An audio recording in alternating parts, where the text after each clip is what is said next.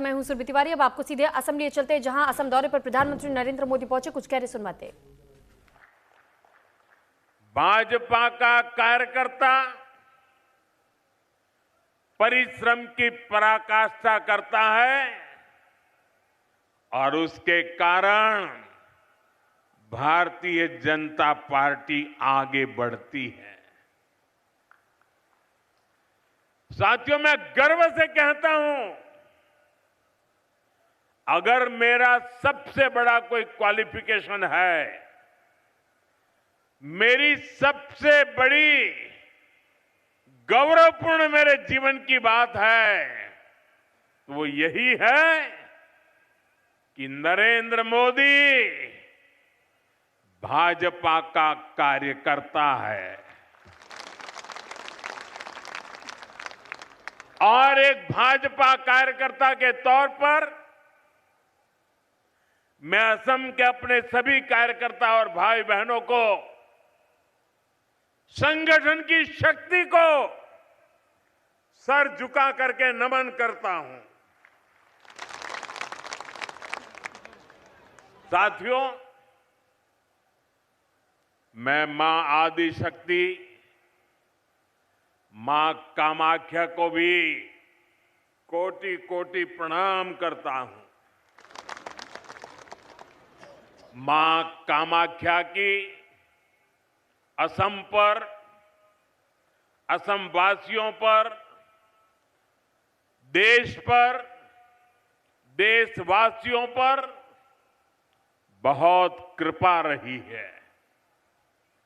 उनके आशीर्वाद से असम ने राष्ट्र रक्षा और देश की स्वतंत्रता, देश की संस्कृति को आगे बढ़ाने वाली अनेक संतानें दी हैं। ऐसी ही एक महान संतान कविंद्र पुरकायस्थ जी को मैं आज प्रणाम करता हूं।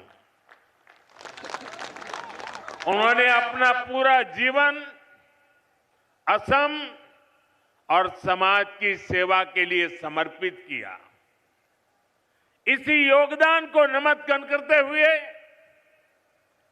बीजेपी एनडीए सरकार को उन्हें पद्म पुरस्कार से सम्मानित करने का सौभाग्य मिला है। वर्ष 2014 के बाद नॉर्थ ईस्ट के 125 से अधिक महान व्यक्तित्वों को पद्म पुरस्कार मिले हैं। 125 से अधिक। ये दिखाता है कि असम की धरती का, नॉर्थ ईस्ट की धरती का सामर्थ्य कितना बड़ा है।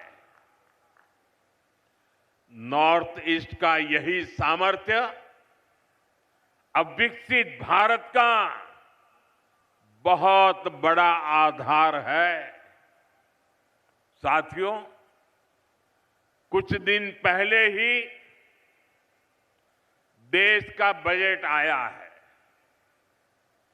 बजट के बाद असम का, नॉर्थ ईस्ट का मेरा ये पहला दौरा है। जिस नॉर्थ ईस्ट को कांग्रेस ने हमेशा नजरअंदाज किया, हम उस नॉर्थ ईस्ट की भक्ति भाव से सेवा कर रहे हैं। नॉर्थ ईस्ट हमारे लिए अष्टलक्ष्मी है। इस वर्ष का बजट अष्टलक्ष्मी के लिए बीजेपी एनडीए के विजन को और मजबूती देने वाला है।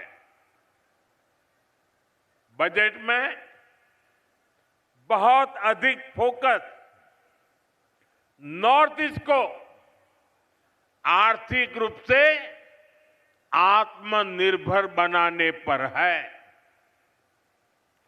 इस साल असम को टैक्स की हिस्सेदारी के रूप में लगभग 50,000 करोड़ रुपए मिलने वाले हैं। साथियों, कांग्रेस सरकार के समय असम को कैसे पाई पाई के लिए तरस कर रखा जाता था, और वो आपको तो भली भांति याद होगा। कांग्रेस के समय असम को टैक्स के हिस्से के रूप में सिर्फ 10,000 करोड़ रुपया मिलते थे। अब भाजपा सरकार में असम को कांग्रेस सरकार के मुकाबले 5 गुना ज्यादा रुपये मिल रहे हैं। अगर मैं पिछले 11 वर्ष की बात करूं तो असम को तमाम विकास परियोजनाओं के लिए केंद्र सरकार से 5.5 लाख करोड़ रुपए से अधिक मिले हैं। ये आंकड़ा आपको याद रहेगा? मैं जो आंकड़ा बोल रहा हूं याद रहेगा आपको? फिर से एक बार बोलता हूं, केंद्र सरकार से 5.5 लाख करोड़ रुपए से अधिक मिले हैं। कितने कितने? पीछे से आवाज आनी चाहिए। कितने? आप मुझे बताइए कितने? और जोर से बोलिए कितने? साथियों, आप मुझे बताइए, जो कांग्रेस असम के विकास के लिए पैसे देने से भी बचती हो, वो कांग्रेस क्या असम का विकास कर सकती है? असम का विकास कर सकती है? कभी भी कर सकती है? आपका भला कर सकती है? यहां के युवाओं का भला कर सकती है? यहां के किसानों का भला कर सकती है? यहां के गांव का भला कर सकती है? साथियों, इस साल के बजट में नॉर्थ ईस्ट की कनेक्टिविटी को और अधिक मजबूती देने का काम किया गया है। कनेक्टिविटी बढ़ती है तो रोजगार के अवसर भी बढ़ते हैं। इसलिए असम में हाईवे और अन्य रोड प्रोजेक्ट के लिए करीब हजारों करोड़ रुपए देना तय हुआ है। बजट में जो घोषणा हुई है उससे असम में टूरिज्म का भी विस्तार होगा। अभी आपने देखा होगा, परीक्षा पे चर्चा का कार्यक्रम गुवाहाटी में हुआ था।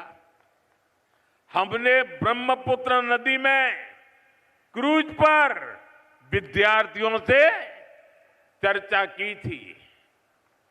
आने वाले समय में ब्रह्मपुत्र पर ऐसे ही रिवर टूरिज्म को और बढ़ाया जाएगा। मैं ऐसे ही वहां नहीं गया था, मैं देश को बताना चाहता था कि टूरिज्म के लिए इससे बेहतर जगह नहीं है। आओ, ये मेरा असम है, ये मेरी ब्रह्मपुत्र है। आइए, इस बार के बजट में इसके लिए भी व्यवस्था की गई है। साथियों, आज के दिन देश की नजरें असम पर है। सबने देखा कि असम का नॉर्थ ईस्ट का सामर्थ्य क्या है। थोड़ी देर पहले जब मैं वायुसेना के विमान से मोरान के हाईवे पर उतरा रनवे पर नहीं, हाईवे पर विमान से उतरा। तो एक नया इतिहास बन गया। कभी नॉर्थ ईस्ट का नाम आते ही लोग सोचते थे, अरे यार छोड़ो, टूटी फूटी सड़कें, कोई ठिकाना नहीं, निकलेंगे तो पता नहीं कब पहुंचेंगे। वो भी एक वक्त था, ये भी एक वक्त है। और आज यहां ऐसे हाईवे बनकर तैयार हो रहे हैं जहां सिर्फ गाड़ियां ही नहीं चलती, बल्कि हवाई जहाज भी लैंड करते हैं।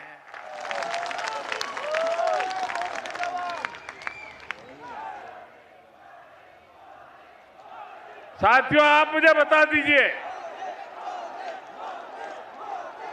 आपके हाईवे पर विमान लैंड हो, ये आपको गर्व हुआ कि नहीं हुआ?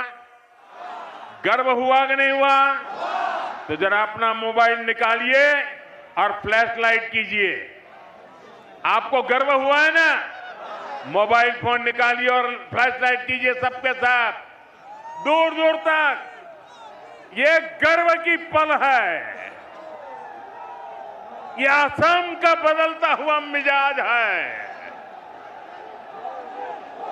हाथ बराबर ऊपर करके दिखाइए।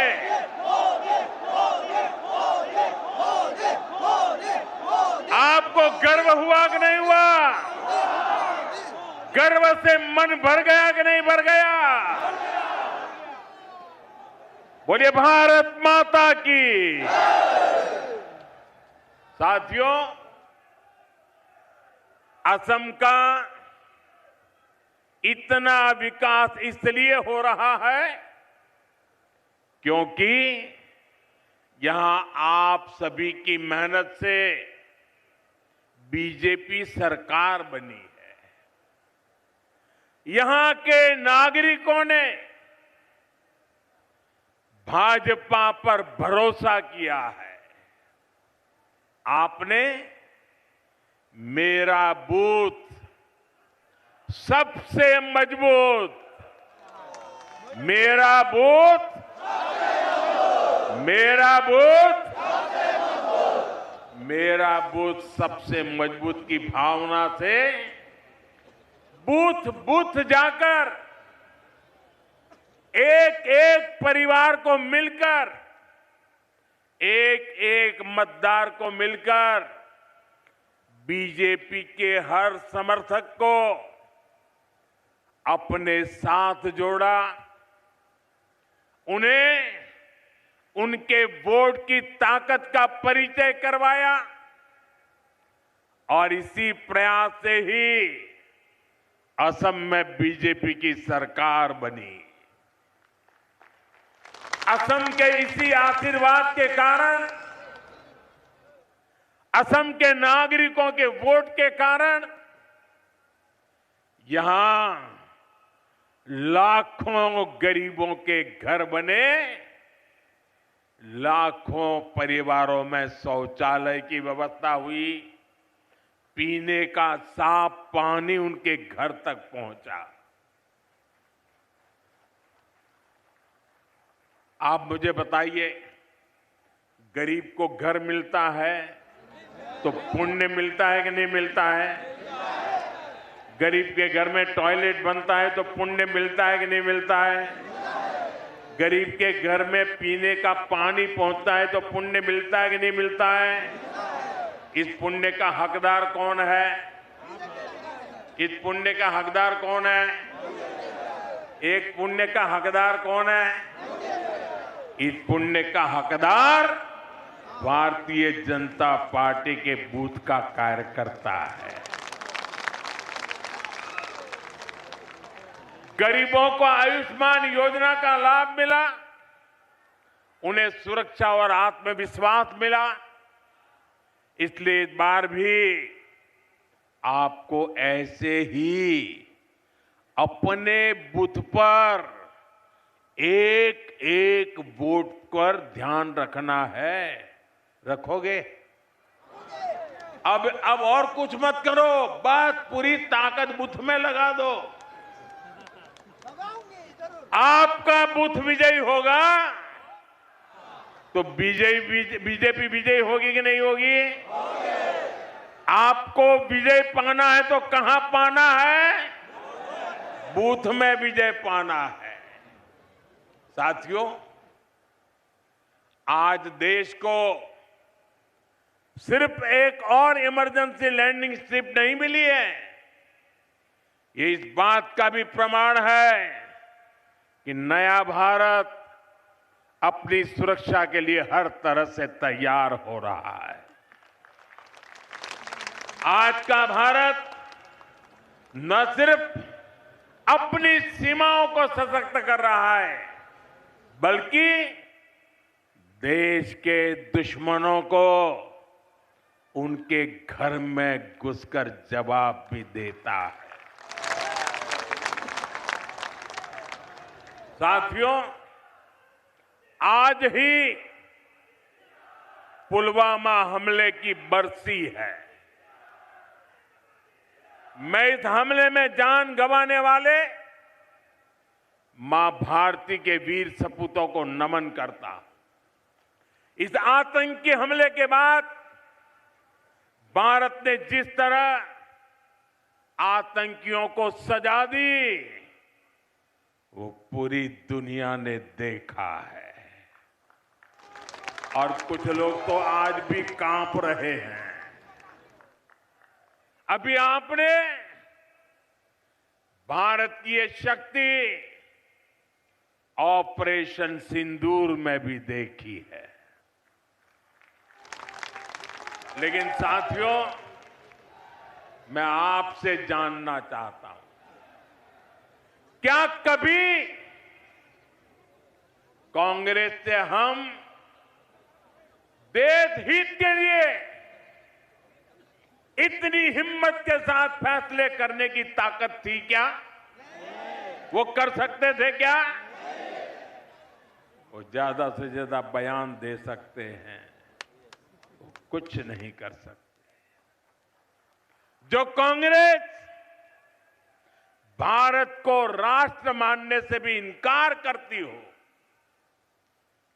जो सवाल करते हैं कि मां भारती क्या होती है, जो मां भारती के नाम तक से परहेज करती हो, जो मां भारती के प्रति जरा सा सम्मान तक नहीं दिखाते, वो कांग्रेस कभी भारत का भला नहीं कर सकती।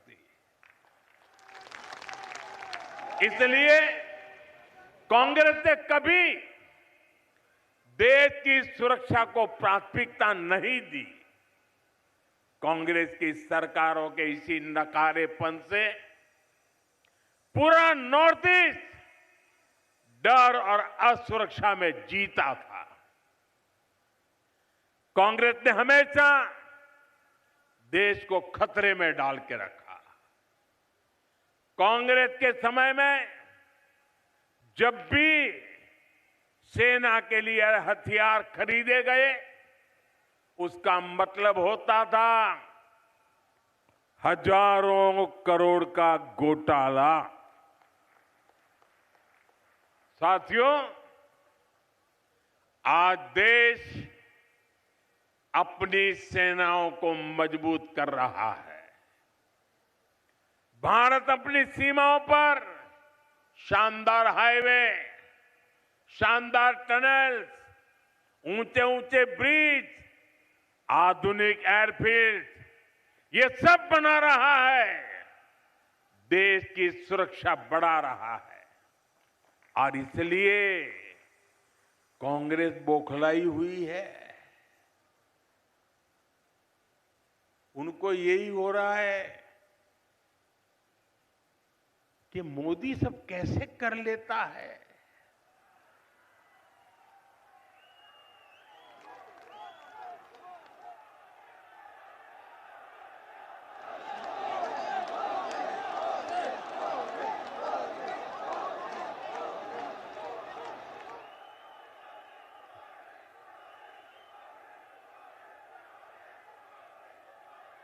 उन बेचारों को नींद नहीं आती, नींद नहीं आती।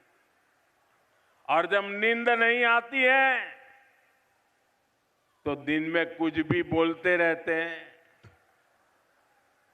साथियों, आज की कांग्रेस हर उस विचार, हर उस आतंकी को कंधे पर बिठाती है जो देश का बुरा सोचता है, जो लोग देश के टुकड़े टुकड़े करने का सपना देखते हैं, जो लोग नॉर्थ ईस्ट को भारत से अलग करने के नारे लगाते हैं, वो कांग्रेस के लिए पूजनीय बन चुके हैं।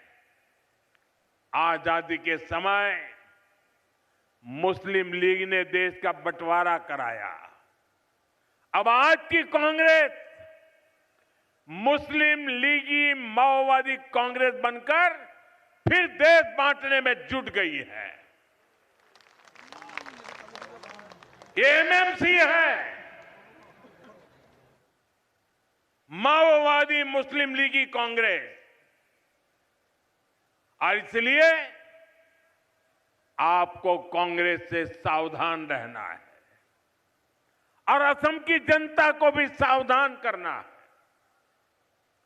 साथियों, यहां जो नौजवान है, जो अभी 20-25 वर्ष के हैं, उन्हें कांग्रेस का कुशासन शायद पता नहीं होगा, याद नहीं होगा। कांग्रेस की सरकारें चाहे असम में रही हो या फिर दिल्ली में, उन्होंने असम को अपने हाल पर छोड़ दिया था। आज जब मैं यहां ब्रह्मपुत्र के तट पर खड़ा हूं तो इस महान नदी का ही उदाहरण देता हूं। असम के विकास में, असम के लोगों के जीवन को आसान बनाने में ब्रह्मपुत्र की बहुत बड़ी भूमिका है। लेकिन कांग्रेस के 70 साल के शासन में ब्रह्मपुत्र को पार करना हमेशा बड़ी चुनौती रहा। आजादी के बाद से लेकर 2014 तक, और उनके तो प्रधानमंत्री यहां से चुन करके गए थे, यानी लगभग 7 दशक में कांग्रेस सरकारों ने ब्रह्मपुत्र पर सिर्फ 3 पुल बनवाए थे। इतने दशकों में कितने पुल? कितने? आप कल्पना कर सकते हैं कि इतनी विशाल नदी और असम की इतनी बड़ी जनसंख्या को जीवन देने वाली नदी पर सिर्फ 3 पुल बने थे। क्या ऐसी हालत में असम तेज विकास संभव था क्या? तेज विकास संभव था क्या? मेरे कार्यकर्ता साथियों, 2014 में आपकी मेहनत का परिणाम था कि मुझे भारत सरकार में देश की सेवा का अवसर मिला। और उसके बाद 2-3 साल बाद आप सभी भाजपा कार्यकर्ताओं ने यहां डबल इंजन सरकार बनाई। और इसका नतीजा क्या हुआ? बीते 10-11 वर्षों में बीजेपी एनडीए सरकार ने ब्रह्मपुत्र नदी पर 5 बड़े पुल पूरे किए हैं। ये आंकड़े याद रहेंगे ना? कांग्रेस की 70 साल की सत्ता में सिर्फ 3 पुल बने थे, लेकिन हमने सिर्फ 10 वर्षों में 5 पुल बनाए हैं। यानी कांग्रेस ने असम को सिर्फ समस्याएं दी, जबकि बीजेपी ने असम को समाधान दिए हैं। साथियों, आज गुवाहाटी के 2 हिस्सों को जोड़ने वाले शानदार पुल का भी लोकार्पण हो गया है। इस सेतु का नाम प्राचीन कामरूप के महाप्रतापी सम्राट कुमार भास्कर वर्मन जी के नाम पर रखा गया है। ये लोग होते तो अपने परिवार पर ही नाम चढ़ा देते। यानी ये भास्कर सेतु असम के आधुनिक इंफ्रास्ट्रक्चर और असम के समृद्ध इतिहास का संगम है। ये इस बात का प्रमाण है कि बीजेपी तेज विकास करती है और विरासत को भी आगे बढ़ाती है। साथियों, इस नए सेतु के बनने से गुवाहाटी देश का एक बड़ा ग्रोथ सेंटर बनने की दिशा में आगे बढ़ेगा। 6 लेन के इस ब्रिज से नौजवान हो या बुजुर्ग, किसान हो या उद्यमी, सबको फायदा होगा।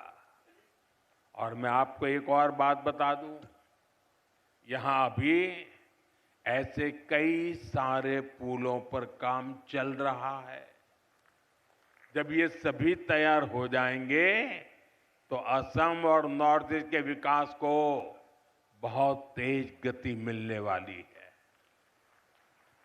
भाइयों और बहनों, कांग्रेस के दशकों के कुशासन की सबसे बड़ी वजह रही है कांग्रेस की तुष्टीकरण की राजनीति, वोट बैंक पॉलिटिक्स।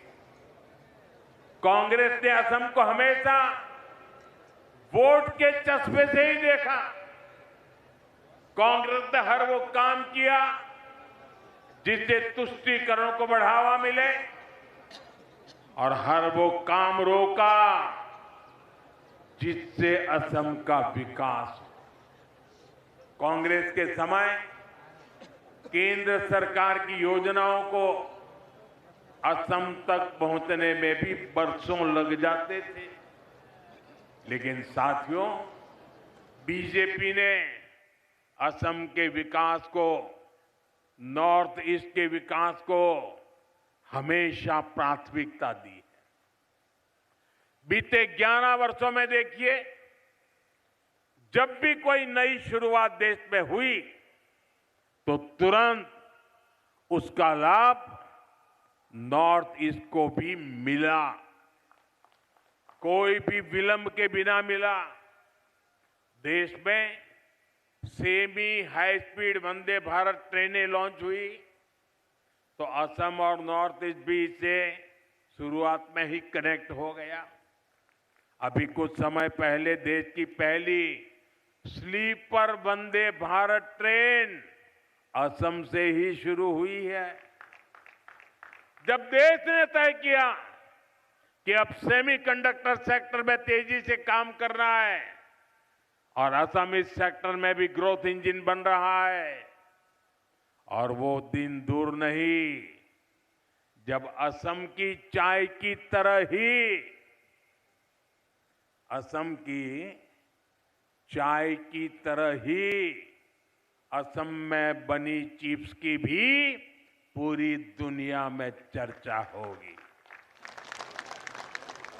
चाय से लेकर के चिप्स तक असम की विकास यात्रा दिखाई देती है।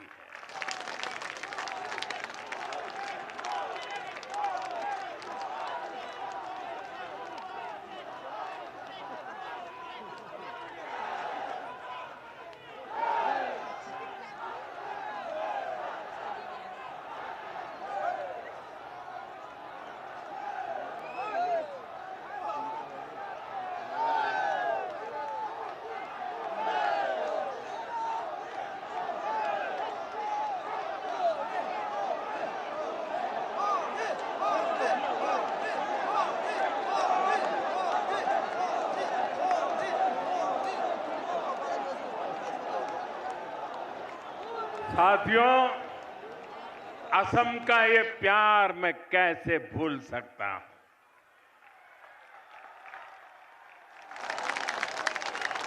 लेकिन मैं असम को वादा करता हूं, आपने मुझे जो प्यार दिया है ना, मैं उसे ब्याज समेत लौटाऊंगा और विकास करके लौटाऊंगा।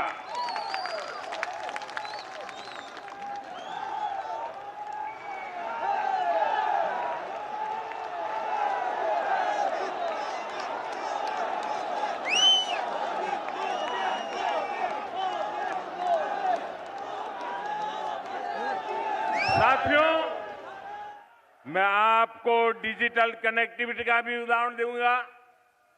आप देखिए, कांग्रेस के समय में 3G और 4G टेक्नोलॉजी आई,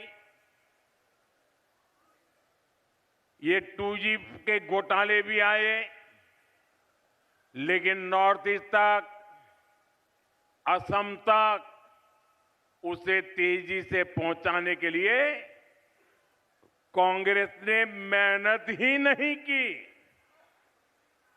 और जब भाजपा सरकार में 5G टेक्नोलॉजी आई, तो हमने क्या किया? हमने इस टेक्नोलॉजी को पूरे असम में, पूरे नॉर्थ ईस्ट में गांव-गांव तक पहुंचाने के लिए काम किया। इस सैचुरेशन अप्रोच के कारण आज गुवाहाटी के युवाओं को हाई स्पीड इंटरनेट का लाभ मिल रहा है। और जब असम में NIC डेटा सेंटर की भी शुरुआत हुई है, ये डेटा सेंटर यहां के नौजवानों को बहुत बड़ा लाभ देने वाला है। साथियों, एक और उदाहरण स्वास्थ्य सेवाओं का भी है। कांग्रेस ने दशकों तक एम्स के विस्तार पर ध्यान नहीं दिया। जब अटल जी की सरकार बनी तो एम्स की संख्या बढ़ाई गई। इसके बावजूद हालत ये थी कि 2014 में देश में सिर्फ 6 एम्स थी। आपने 2014 में मोदी को देश की सेवा का अवसर दिया और आज देश में एम्स की संख्या बढ़कर 20 से ज्यादा हो चुकी है। बीजेपी सरकार ने एम्स गुवाहाटी का भी निर्माण किया है। इसके अलावा असम में कई मेडिकल कॉलेज और कैंसर हॉस्पिटल भी खोले गए हैं। और कल ही हमने PM राहत स्कीम को भी मंजूरी दी है। देश के किसी भी हिस्से में अगर कोई भी व्यक्ति किसी दुर्घटना में घायल होता है तो केंद्र की सरकार की ओर से उसका 1.5 लाख रुपए तक का इलाज मुफ्त में कराया जाएगा। एक्सीडेंट के बाद तुरंत मदद मिलने से जान बच जाती है।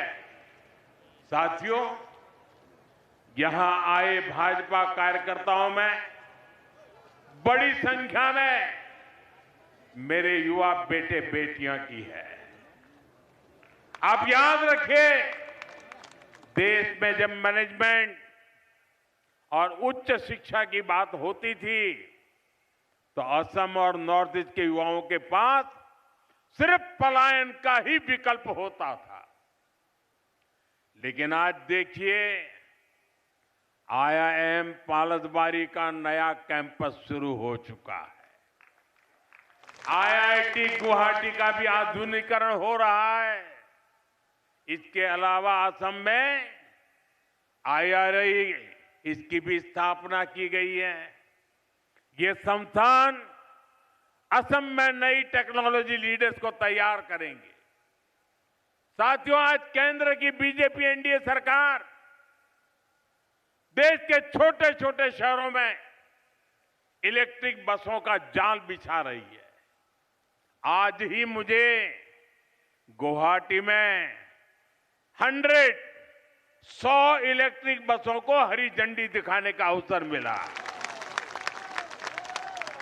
इस वर्ष के बजट में भी पूर्वोदय स्कीम के तहत 4000 इलेक्ट्रिक बसों की घोषणा की गई है। इससे आने वाले समय में बहुत बड़ी संख्या में असम को भी इलेक्ट्रिक बसें मिलने वाली है। साथियों, कांग्रेस ने असम के साथ एक और बहुत बड़ा अन्याय किया है। कांग्रेस ने असम को अशांत रखा, हिंसा और अलगाव में रखा। आजादी के बाद से ही असम बम बंदूक, बंद ब्लॉकेड और कर्फ्यू की चपेट में रहा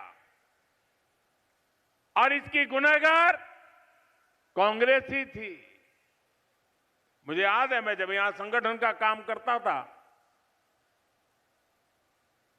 तो मैं वापस जाने का भी कार्यक्रम बना के आता था, लेकिन यहां मैं कार्यक्रम नहीं कर पाता था। क्यों?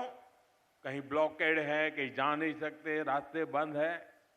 तो मुझे कभी कभी तो 3 दिन के लिए आया था, 7 दिन तक वापस नहीं जा पाता था, काम ही नहीं कर पाता था। ये हालत करके रखी थी।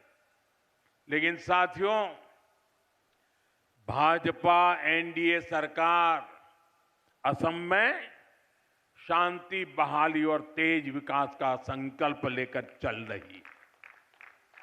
इसलिए जो असम कभी बम धमाकों से गूंजता था, उसी असम में अब शांति की स्थापना हो रही है। जिस असम में हर साल औसतन 1000 से ज्यादा लोग हिंसा में मारे जाते थे, आज वहां हिंसा की घटनाएं बंद हो रही है। पहली बार असम में बोडो, कार्बी, आदिवासी, डीएनएलए, उल्फा ऐसे हर संगठन से जुड़े साथियों ने बंदूक छोड़कर देश के संविधान का रास्ता चुना है, शांति और विकास की राह पकड़ी है। लेकिन मेरे कार्यकर्ता साथियों, आपको भूलना नहीं है, 10 वर्ष सत्ता से बाहर रहने की वजह से कांग्रेस और ज्यादा जहरीली हो गई है। उनके टॉप लीडर से नीचे तक उनके जुबान से जहर ही निकलता है। कांग्रेस असम को फिर से अशांति और अराजकता में झोंकना चाहती है। कांग्रेस असम को घुसपैठियों के हवाले करना चाहती है। आप इनके दिल्ली के नेताओं को देखिए, यहां जो इनके नेता हैं उनको देखिए, ये सब घुसपैठियों को बचाने में ही लगे हुए हैं। कांग्रेस असम की असल पहचान को मिटाना चाहती है। साथियों, आने वाले 5 साल असम के लिए बहुत महत्वपूर्ण है। इस दौरान ऐसे अनेक प्रोजेक्ट पूरे होने वाले हैं जो असम की ग्रोथ को नए पंख लगाएंगे और इसलिए यहां डबल इंजन की बीजेपी सरकार फिर एक बार बहुत जरूरी है। इसलिए बीजेपी के हर कार्यकर्ता को याद रखना है, असम के तेज विकास के लिए आपको एक बार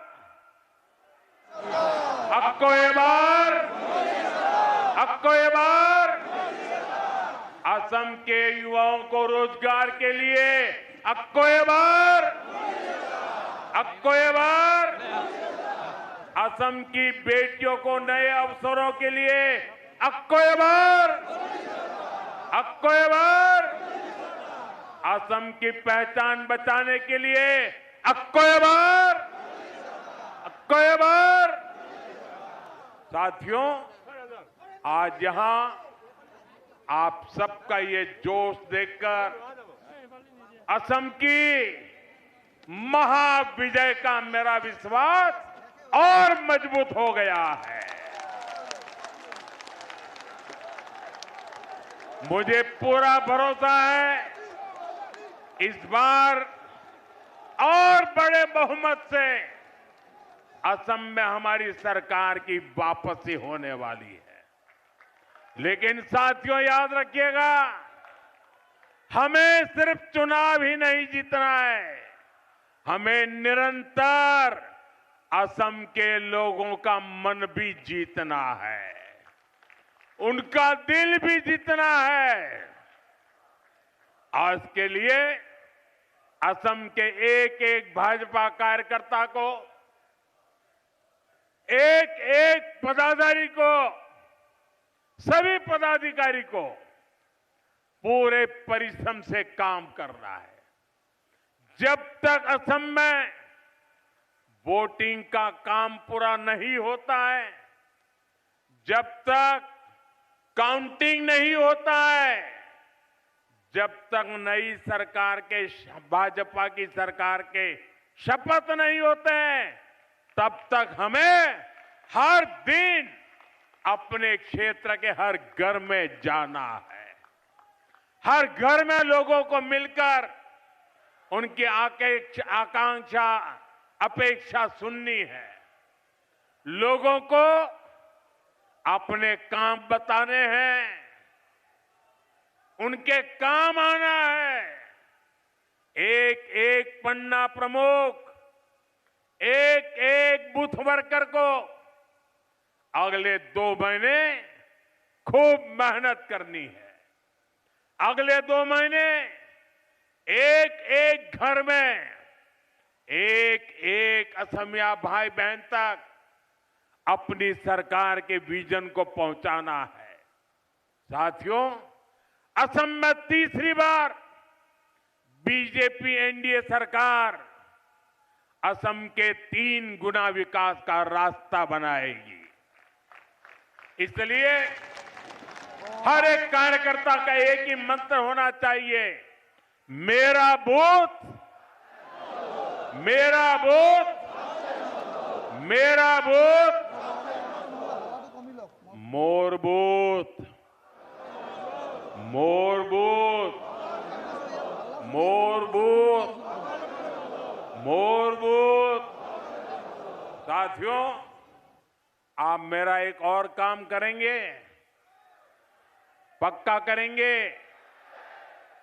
ये सारी बातें याद रखेंगे, पूरी तरह लागू करेंगे, एक एक मतदाता तक पहुंचेंगे और उनको बताना, मोदी जी आपके लिए ही जी रहे हैं।